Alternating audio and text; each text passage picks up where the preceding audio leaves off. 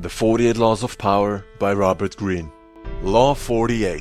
Assume formlessness.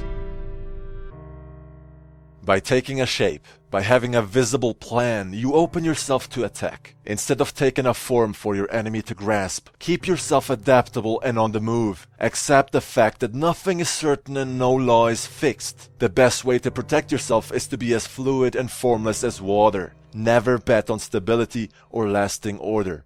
Everything changes. When a Spartan boy reached the age of 7, he was taken from his mother and placed in a military club where he was trained to fight and underwent the strictest discipline. The boys slept on beds of reeds. They were allotted only one outer garment to wear for an entire year. They studied none of the arts. Music was banned, and only slaves were permitted to practice the crafts that were necessary to sustain them. The only skills the Spartans taught were those of warfare.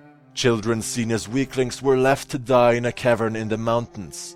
No system of money or trading was allowed in Sparta. Acquired wealth, they believed, would sow selfishness and dissension, weakening their warrior discipline. Sparta was a society dedicated to the art of war. Spartans would be tougher, stronger, and fiercer than their neighbors. This was the only way they could ensure their stability and survival. The Spartans' single-mindedness allowed them to forge the most powerful infantry in the world. They marched in perfect order and fought with incomparable bravery. Their tight-knit phalanxes could vanquish an army 10 times their size, as they proved in defeating the Persians at Thermopylae. A Spartan column on the march would strike terror in the enemy. It seemed to have no weaknesses. Yet, although the Spartans proved themselves mighty warriors, they had no interest in creating an empire. They only wanted to keep what they had already conquered and to defend it against invaders. Decades would pass without a single change in the system that had succeeded so well in preserving Sparta's status quo. At the same time that the Spartans were evolving their warlike culture, Athens was rising to equal prominence. They took the sea, became great merchants, and spread their currency throughout the Mediterranean. Unlike the rigid Spartans, the Athenians responded to every problem with consummate creativity, adapting to the occasion and creating new social forms and new arts at an incredible pace. Their society was in constant flux. In 431 BC, the war that had been brewing between Athens and Sparta for so long finally erupted.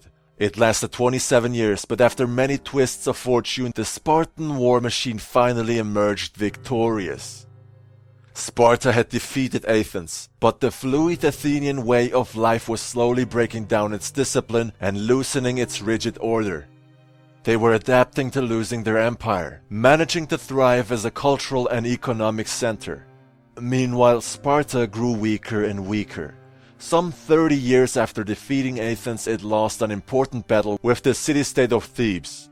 Almost overnight, this once mighty nation collapsed and would never recover.